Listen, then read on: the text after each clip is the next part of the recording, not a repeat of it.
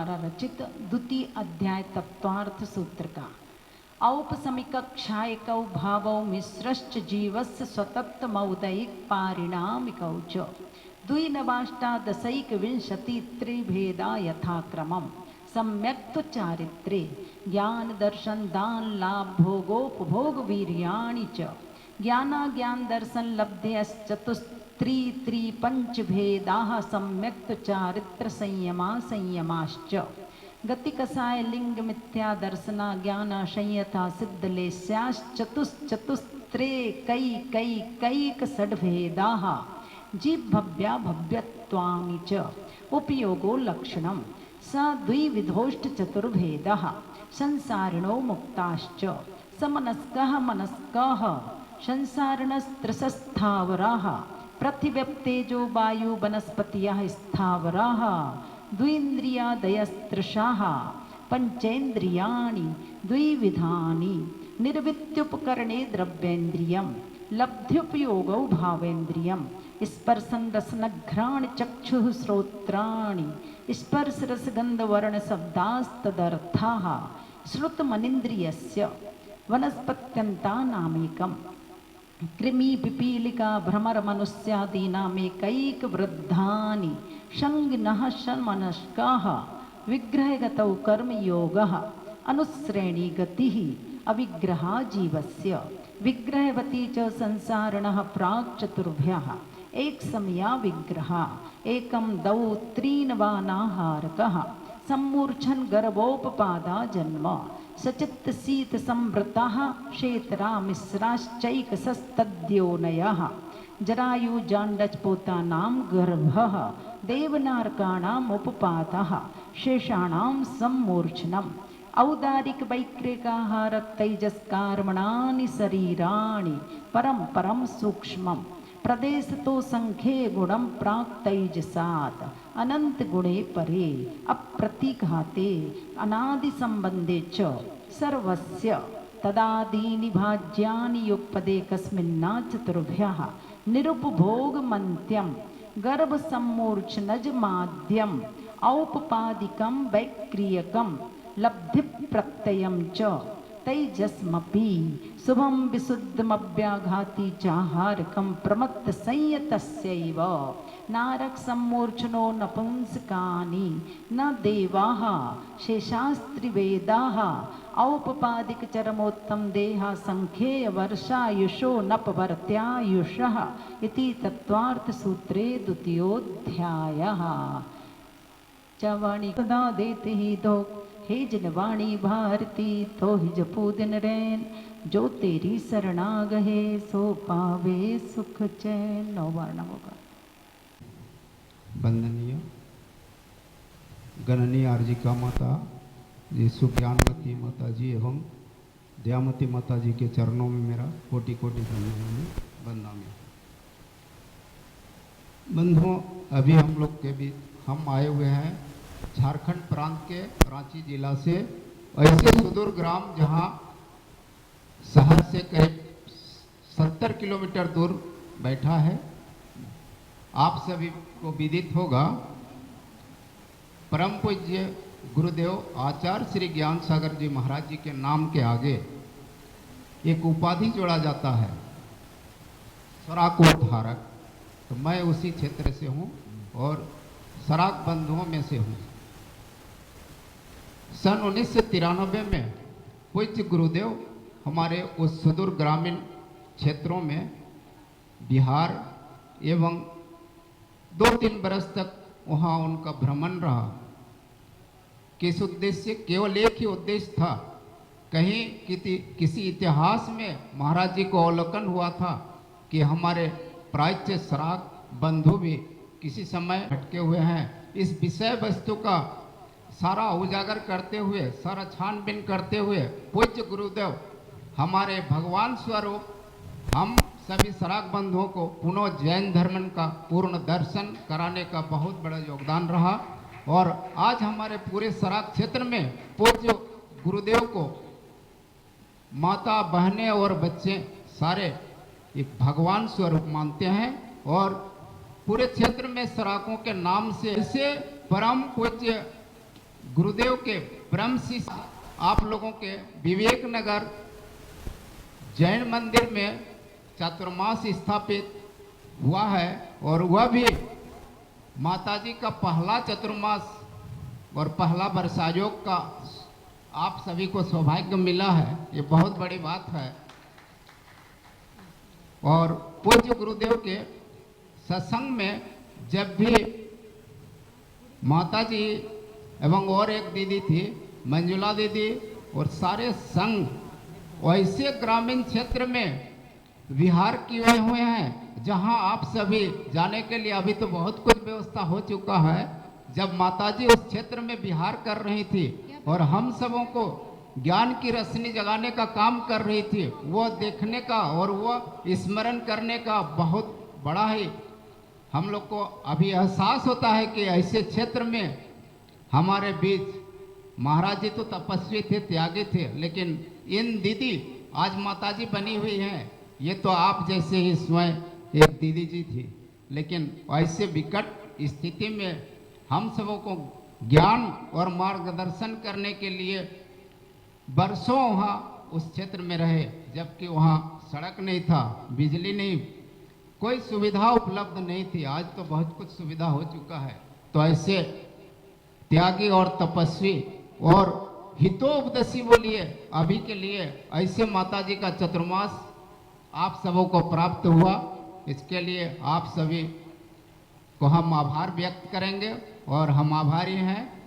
ऐसा हम सबको पुनः कब मिले ये भी हम पूज्य माताजी से निवेदन करेंगे, उस क्षेत्र में पुनः पधारें और हमारे और आने वाले पीढ़ियों के लिए भी मार्गदर्शन प्रदान करने का कष्ट करेंगे। आप सभी को जय जिनेन्द्र माता। किसको पता है चौका? पता है ना किसे कहते हैं चौका? भूल गए माता जी।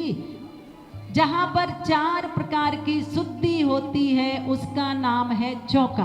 देखो हमने आपसे कहा था ना, गुरु जी का चौका डॉक्टर ने मिलकर के लगाया था। और जब बहलना क्षेत्र में गुरु जी का चातुर्मास हुआ, वहां पर एक ज्ञानोदय क्लब का संगठन हुआ। लगभग 150 भैया लोगों ने एक साथ भोजन बनाया था और पड़गाहन किया था। किसी भी महिला को एंट्री नहीं दी थी। अब यहाँ के पुरुष वर्ग कितने इंटेलिजेंट हैं भोजन बनाने में, तो मैं देखना चाहूंगी। और एक दिन मात्र युवा वर्ग ही आहार की क्रिया में सम्मिलित होंगे। आपको नहीं आते हो तो इनकी सहायता ले लेना कि भैया तुम लोग कम से कम, है ना ममता भाभी जी, है ना? तो कितने लोग आहार देंगे उस दिन, जिस दिन मात्र युवा को पड़गाहन का मौका मिलेगा। अरे बस 1-2 जन, अरे भैया अपने इन करों को पवित्र करो। आप स्वयं भोजन करते हो उससे पुण्य नहीं मिलता है। आप अगर अपने हाथों से किसी भी मुनिराज को, आचार्य परमेष्ठी, साधु परमेष्ठी, आरिका माता जी, देखो तपस्या सबकी एक है, वो बात अलग है। कोई नमक नहीं लेता, कोई मीठा नहीं लेता है, परंतु सबकी चर्या एक बार ही आहार लेते हैं ना। किसी को आपने दूसरी बार पानी पीते देखा है क्या? नहीं देखा। इसलिए भैया अपने करों को पवित्र करो। जिस तरह अपने यहाँ आए हुए मेहमान को आप ससम्मान भोजन कराते हो उससे पुण्य नहीं मिलना। ठीक है, व्यवहारिकता है, हम आपके यहाँ जाएंगे, आप हमारे घर आओगे, जरूरी है, परंतु भैया अपने अपने घरों में भी, और अब तो कुछ व्यवस्थाएं बदल जाएंगी। माताएं मेरे पास आकर कह रही, माता जी परसों हमारी शादी की सालगिरह है और हम चाहते हैं कि दोनों माता जी का एक साथ आहार हो जाए तो बहुत अच्छा रहेगा। देखो घर घर में चौका, आपको पता है ना दिल्ली में क्या माहौल था पूज्य गुरुदेव का। जहां कहीं प्रवास होता था, 2 महाराज जी थे, 5, 7, 10 घरों में चौका लगता था। वो नहीं सोचते थे कि आज मेरा चौका खाली चला गया।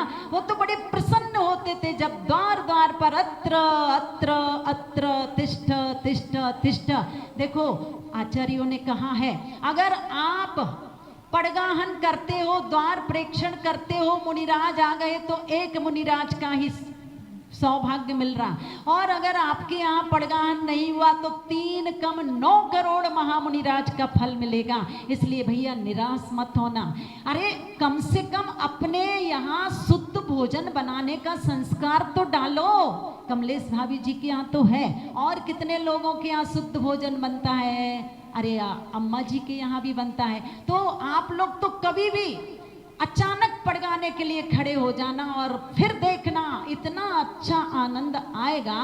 तो अब मैं चाहती हूँ कि आप ये नहीं सोचो कि हम तो विवेक विहार दिल्ली वाले हैं, इसलिए हम तो बस माता जी दोनों एक में कर लिया करो ताकि हमको दिक्कत नहीं हो। अरे 2-2 दिन कैसे लगाएंगे, पर ऐसा नहीं भाव आना चाहिए। अपने यहाँ कम से कम 2 दिन चौका लगाइएगा, जिससे 2 दिन शुद्ध भोजन आपको खाने को मिलेगा। हमारे भाई सृष्टिधर यहाँ बैठे हैं। जब सराक क्षेत्र में चौका लगाने की बात आई, अब तड़ाई ग्राम में महाराज श्री पहुंच गए। अब कौन रोज रोज रांची से आ रहा, तमाड़ से आ रहा, फिर भी आते थे वहां के लोग पूज्य गुरुदेव के पास। वहां की बहनों को, महिलाओं को इतनी अच्छी तरह से चौका लगाने की विधि सिखा दी थी मंजुला दीदी ने, ब्रह्मचारी भैया अतुल जी ने, मनीष जी ने और हम लोगों ने, कि कैसे पानी छानना, कैसे गर्म करना, कैसे आहार बनाना। तो निश्चित, और जब गुरु जी का बिहार होने वाला था तड़ाई ग्राम से, ऐसे रो रही थी वो बच्चियां की हे भगवान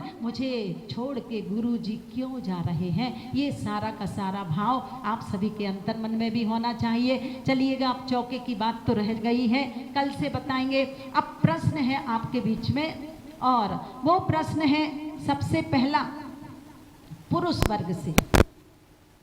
वह कौन है जो प्रातः काल 4 पैरों से चलता है, दोपहर में 2 पैर से चलता है, शाम को 3 पैर से चलता है। हाथ पर ऊपर करना, जिसका भी दिमाग दौड़ गया हो कि ये किसकी चर्चा है। वह कौन है जो प्रातः काल 4 पैरों से चलता है, दोपहर में 2 पैर से चलता है, शाम को 3 पैर से चलता है। ये महिलाओं के हाथ तो उठ गए हैं, पर मैं चाहती हूँ ये व्यापारी वर्ग बहुत बौद्धिक क्षमता से युक्त होते हैं, अभी दौड़ा नहीं पा रहे हैं, अब थके हारे। चलिए, कौन बताएगा? किसी को आ रहा इस प्रश्न का उत्तर? नहीं तो महिलाओं को पीछे की तरफ से जो भाभी जी हाथ उठा रही हैं। नहीं, नमो सिद्धाणम। चलिए आप बताइएगा। देखो दिमाग दौड़ गया ना। वह किसी और की चर्चा नहीं है। जब हम बचपन में होते हैं तो 4 पैरों से चलते हैं, जब हमारी जवानी आ जाती है तो हम 2 पैर से चलते हैं, और जब हमारे जीवन में वृद्धावस्था आ जाती है तो एक डंडा का सहारा लेना पड़ता है, तो 3 पैरों से चलते हैं। इस तरह इन्होंने प्रश्न का उत्तर बिल्कुल सही दिया है। तालियों की गड़गड़ाहट से सम्मानित किया जाए। और एक पुरस्कार, दोनों हाथों को उठाएंगे, पूरी भक्ति में झूम झूम के, घूम घूम के। अरे दो सिरी आरती सीतन केरी, सुमिरन करते मिटे भव मेरी। इसीलिए बाबा तेरी आरती करो, दीपक लेके आरती करो, क्षम क्षमा चौथी आरती सिरी उवन पला, हो रंगी माँ